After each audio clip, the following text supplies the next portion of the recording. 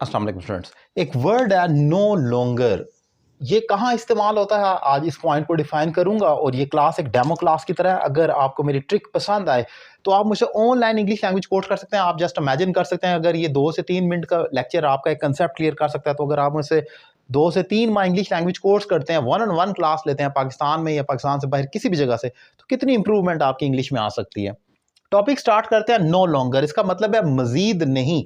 कोई भी चीज जब आप कहते हैं कि मजीद नहीं होती तो वहां पर नो लॉन्गर आता है। For example, I no longer meet her, मैं अब उससे नहीं मिलता हूं। इसको बहुत सारे तरीकों से डिफाइन किया जा सकता है, लेकिन ये भी एक यूनिक तरीका है कि नो लॉन्गर के साथ पॉजिटिव फिक्रे को बनाया जाए। एक ये भी हो सकता है, I don't meet her any more.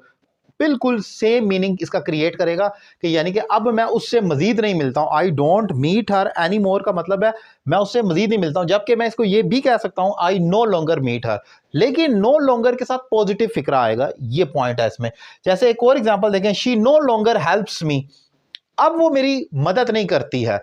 फिक्रा negative है, लेकिन आप देख सकते हैं कि यहां पर मैंने नॉट का या हेल्पिंग वर्ब का इजाफा नहीं किया। दूसरा तरीका क्या हो सकता है, she doesn't help me any more, वो मजीद मेरी मदद नहीं करती, यानी कि अब मेरी मदद नहीं करती है।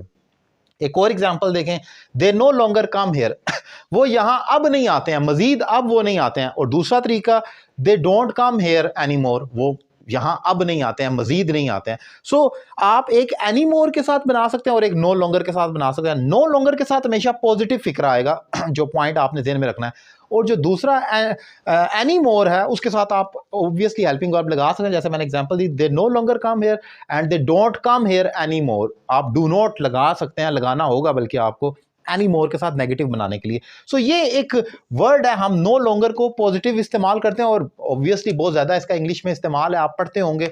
सो आपको ये याद रखना होगा। लेक्चर कैसा लगा कमेंट बॉक्स में अपनी राय का इजहार करें। Thank you very much.